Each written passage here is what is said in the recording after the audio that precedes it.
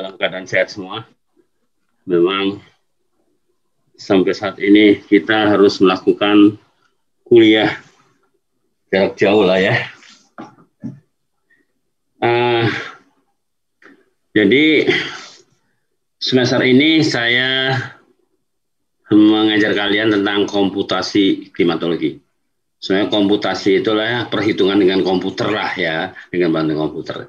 Jadi untuk lebih jelasnya saya jelaskan di sini apa dalam hal ini. Coba ganti. Makanya sebenarnya saya lebih senang saya operasi sendiri ya. Kalau di jalan orang malah jadi bingung. Hah? Siapa? Nih, dan ini silabus tentang komputasi klimatologi.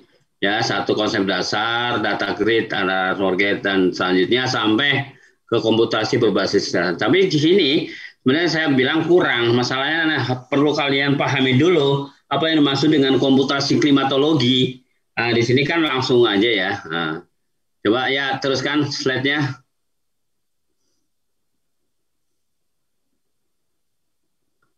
Ya. Jadi kita harus memahami dulu apa yang dimaksud dengan komputasi ya. Komputasi ya. Komputasi dapat diartikan sebagai cara untuk menemukan pemecahan. Jadi cara untuk menemukan pemecahan suatu permasalahan dari data input dengan suatu algoritma. Jadi sehingga komputasi merupakan subbagian dari matematika. Jadi semacam suatu cara ya. Cara untuk memecahkan suatu permasalahan dari data input. Kalau data inputnya ada data klimatologi, ya data iklim ya, yaitu nanti permasalahannya gimana dengan suatu algoritma gitu ya. Nah tentunya saya ingatkan kembali, mungkin ada yang masih bias mengenai pengertian algoritma. Ya tadi kalau komputasi itu disebut sebagai pemecahan suatu permasalahan dari satu data input dengan suatu algoritma. Nah, algoritma sendiri adalah urutan langkah logis yang digunakan untuk menyelesaikan suatu masalah. Singkatnya, sebuah masalah harus diselesaikan dengan beberapa langkah yang logis. Jadi urutan, ya tahapan untuk melakukan pemecahan atau menyelesaikan suatu masalah gitu. Dalam kehidupan sehari-hari kan ini contoh seperti algoritma bisa digambarkan dengan macam contohnya adalah aktivitas memasak air ya. Jadi apa aja urutannya untuk memasak air itu ya, atau algoritmanya gimana? Tentu saja berhubungan dengan aktivitas dalam memasak air. Kalau algoritma masalah klimatologi ya aktivitas tentang klimatologi. Ya, terus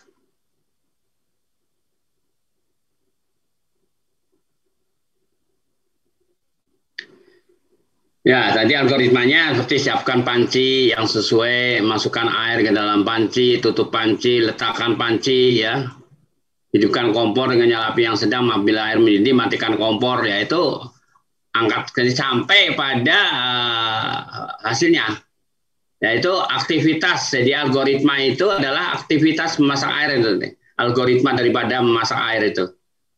Paham nggak? Ada yang mau bertanya nggak tentang algoritma dan komputasi? Halo. Hah? Enggak ya, saya kira mudah ya. Belum ya, soalnya kalau komputasi adalah apa namanya cara pemecahan suatu masalah ya dari data input tentang suatu aktivitas dengan ya secara algoritma dengan algoritma itu adalah urutan tahapan aktivitas dalam suatu hal lah gitu aja. Ya, lanjutkan.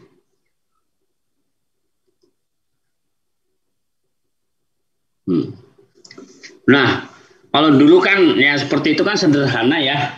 Namanya tadi memasak air ya. Komputasi bagaimana sih memasak air secara apa yang bisa menghasilkan air mendidih yang baik gitu. Itu kan sangat sederhana sekali ya. Nggak perlu pakai komputer juga bisa masak kalian, ya kan?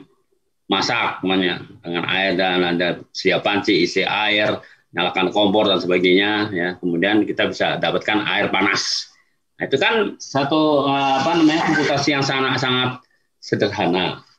Nah, kemudian muncullah dengan apa yang disebut komputasi modern. Jadi pemecahan suatu masalah secara modern gitu loh. Nah tentunya ya dalam hal ini tentunya dengan apa dengan menggunakan teknologi komputer paling tidak gitu. Jadi di sini kan disebutkan komputasi modern bisa disebut sebagai konsep sistem yang menerima instruksi dan menyimpannya dalam sebuah memori. Memori itu kan komputer. Nah, di sini bisa juga dari memori komputer.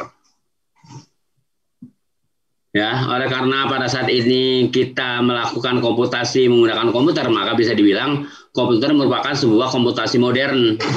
Jadi komputer itu juga dikatakan sebagai komputasi modern karena dia ya bisa sangat cepat menghasilkan hasil yang cepat ya. Ini konsep ini pertama digagas oleh John von Neumann. Nah, ini tahun 1903 loh, bayangin aja ya. 1903 tuh sangat wah. Nah, aja belum lahir ya. Sudah digagas tuh ya sama John von Neumann sampai 1957. Dalam kerjanya, komputasi modern menghitung dan mencari solusi dari masalah yang ada dan perhitungan dilakukan dengan meliputi ya dengan jadi menghitung sesuatu ya memecahkan sesuatu yaitu dengan menggunakan komputer ya supaya hasilnya apa akurat ya akurat artinya ya lebih teliti jika dikerjakan secara manual. Kemudian kecepatan ya lebih cepat. Problem volume besar ya itu untuk menghitung kerjaannya begitu banyak ribuan bahkan jutaan. Itu kalau dengan manual kapan selesainya, tapi dengan teknologi dengan komputer akan cepat selesai. Modeling ya juga itu sama juga ya. Membuat model dengan cara komputer juga, terus kompleksitas ya sangat kompleks sekali. Ganti ya terus ganti.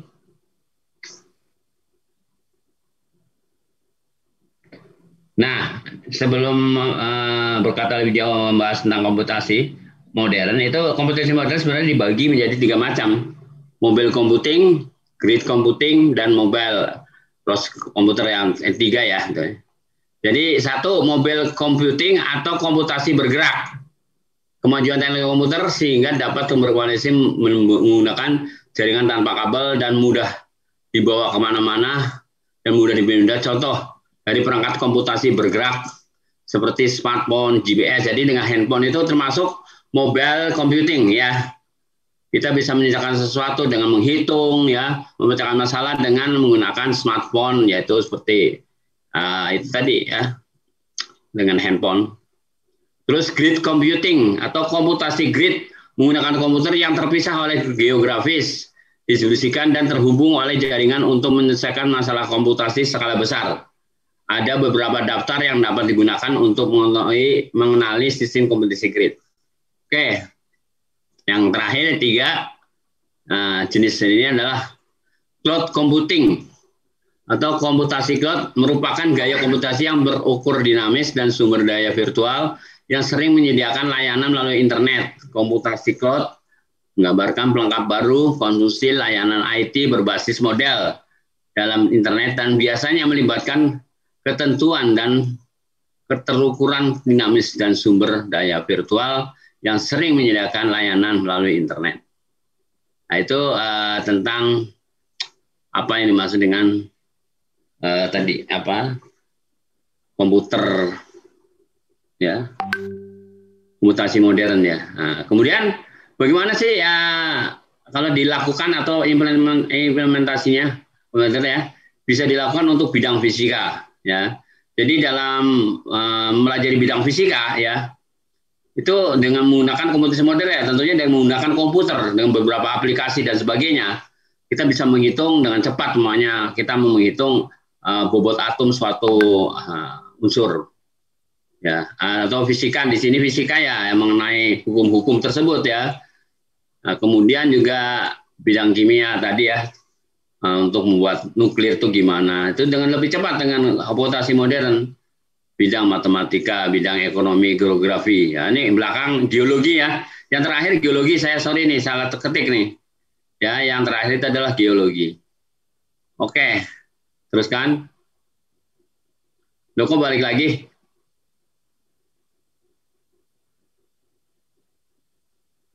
Ya lagi. Nah, beberapa ya beberapa contoh yang digunakan untuk oportunitas digunakan dalam dunia bisnis ya. Jadi bagaimana salah satu contoh beberapa implementasi daripada komputer seperti PT Kereta Api Indonesia. Coba kereta api Indonesia jika dibayangkan dengan sebelumnya gimana? Ya, kalau dulu kan beli karcis saja kita harus antri dan sebagainya, ya kan? Sekarang tinggal online, kita langsung ngeprint sendiri dan sebagainya. Terus kita bisa melihat produk-produk apa. Terus ya, jadi sistem ininya sudah semuanya serba modern karena menggunakan komputasi modern itu tadi dengan dibantu dengan peralatan komputer yang canggih gitu. Ya, itu salah satu contoh kereta api. Kalian bisa apa namanya? Nggak usah ke stasiun, kalian udah bisa udah bisa pesan tiket dan sebagainya. Termasuk adalah menggunakan komputasi modern. Kemudian kedua, terus coba ya di sini juga kita bisa lihat produk-produk ya, produk-produk daripada PT Kereta Api Indonesia. Ya, apa aja di situ kalian bisa lihat. Kemudian yang terakhir coba lihat. Itu BMKG. Nah, ini nanti kita arahnya ke komputasi modern yang digunakan BMKG apa aja. Ya. Jadi BMKG sekarang sudah serba otomatis ya. Ya, untuk menentukan pusat gempa aja itu dalam waktu sekarang sekitar berapa menit. Ya, berapa detik dan sebagainya, Anda tahu.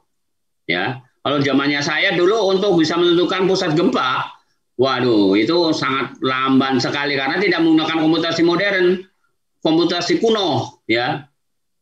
Itu bisa memakan waktu sejam, 2 jam, bahkan bisa 1 hari, ya. Sedangkan BMKG kan membutuhkan waktu yang sangat singkat ya untuk bisa memberikan informasi tentang pusat gempa. Nah itu salah satunya ya dengan menggunakan komputasi modern, BMKG bisa menyebarkan info dan secara cepat. Nah, itulah salah satu beberapa hal yang tentang komputasi modern. Saya kira hari ini saya akhiri di sini dulu ya. Oke, selesai. Siapa yang barangkali ada yang mau bertanya?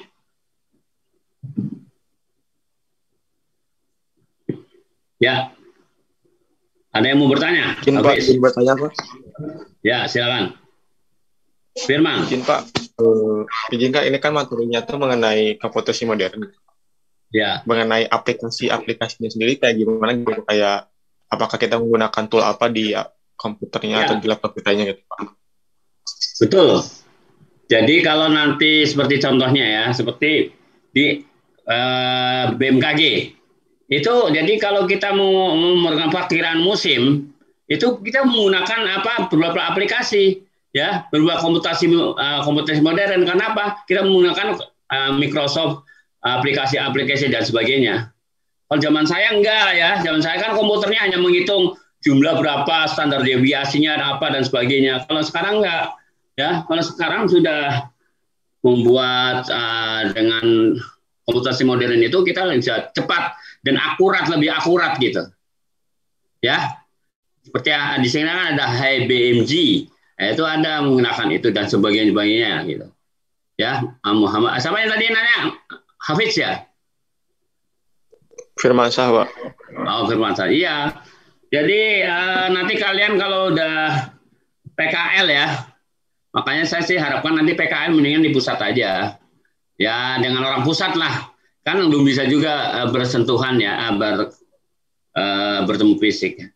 Saya dengar apakah memang ada info yang memang kita mulai bulan Juli ya bisa langsung, meskipun masih terbatas itu. Saya kurang tahu tuh. Betul nggak, Fis?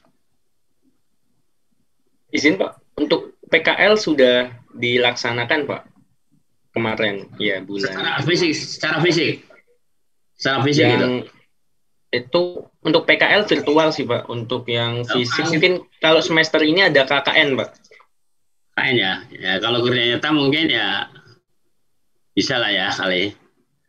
Ya memang ya inilah kalau ya tentunya nanti kan kalian calon-calon pemimpin masa depan ya, jadi ya kalian harus paling enggak masalah aplikasi klimatologi itu banyak ya.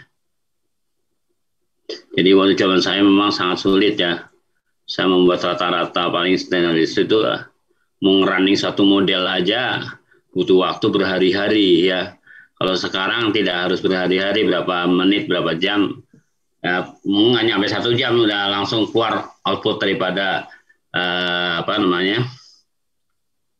perakiraannya namanya. Jadi seperti kita menggunakan data grid, nanti itu adalah salah satu upaya ya untuk memecahkan suatu masalah tentang klimatologi. Demikian juga tadi kereta api juga sama, sekarang kereta api jalan di mana ya. Jadi untuk terjadinya tabrakan ya semakin kecil, meskipun tidak menjamin tidak akan tabrakan, karena human error selalu mengikuti. Ya, kira-kira jelas ya, Firman Sah?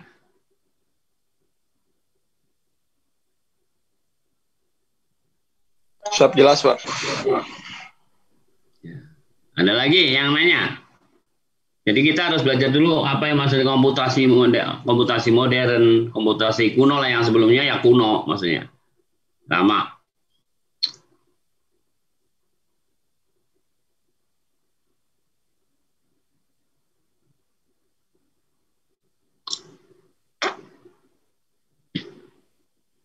Ya nanti tolong ya. Nah, nanti saya coba, kalau nggak ada pertanyaan, mungkin saya mau print screen dulu ya, shoot dia. Bentar. Ya, Pak. Tunggu sebentar.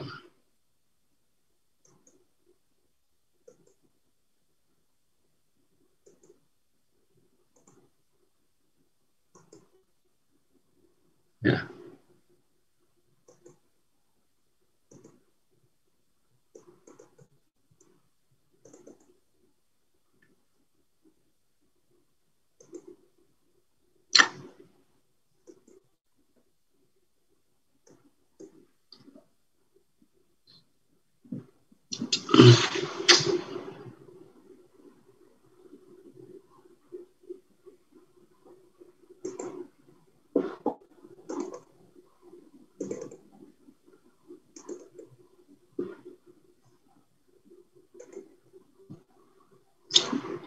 Ya, gimana? Kalau nggak ada pertanyaan ya saya akhiri aja ya. Halo, ada yang mau ditanyakan? Ya, ini kan masih memang ya kalau belajar tentang komputasi klimatologi mungkin ada sedikit praktek lah nanti di ini. Ya, Pak Nuryadi, ya belum sini, memang komputasi klimatologi ini masih dasaran ya. Pak Nuryadi juga nggak pernah. Jadi kan misalnya dosen yang klimatologi itu adalah Pak Nuryadi, belum pernah sama sekali ya mengajar tentang komputasi klimatologi. Jadi saya yang baru mengajar ini ya tentang komputasi klimatologi. Gimana Tegar? Praito ini ya, yang lainnya memang ada nih, Raihan, Naefitur, Ahmad Fauzi, ini ada semua nggak nih ya? Peace. Siap, ada Pak. Ada ya. Saya tidak menampilkan video saya ya, saya supaya bisa melihat wajah kalian semua gitu. Ya. Mana Rofi, mana Muhammad, Rizky Matori, Rensi Septian, mana nih? Ada semuanya. Jumlahnya berapa nih? Ini ketua Dantonnya siapa? Siap, Muhammad. saya, Pak. Siapa? Saya, Pak. Fatnan ya? Siap, Pak. Oke. Ya, saya kira kalau untuk pertemuan pertama ini saya akhiri dulu ya. Karena kebetulan saya lagi ada perlu ini ya. Kalau nggak ada pertanyaan. Jadi itu bisa ada di tadi ya si Hafiz ya ini ya materinya ya, Hafiz. Siap Pak, sudah saya share juga Pak. Ya, baik ya, kita akhiri. Wassalamualaikum warahmatullahi wabarakatuh. Waalaikumsalam. Waalaikumsalam warahmatullahi wabarakatuh. Terima kasih Pak. Terima kasih, Pak. Terima kasih, Pak. Terima kasih, Pak.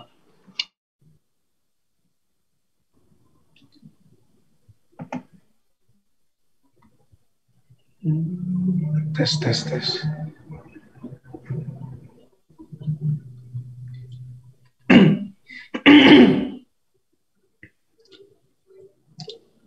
Ayo, siapa yang mau ke Bude? Budas. Ayo try. Ayo. Satu try. Lama bener gila makan. Parista. Rista Zid. jam 13.20. Zid ngajar, Zid. Analisis kualitas.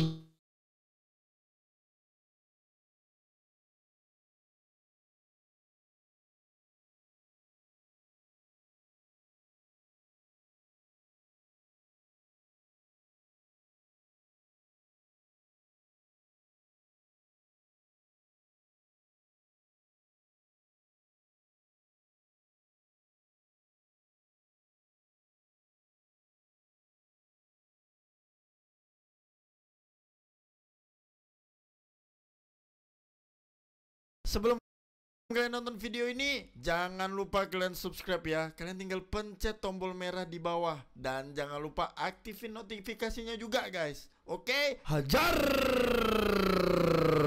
Apa? Hujan api? Kepala bapak kau itu hujan api dong.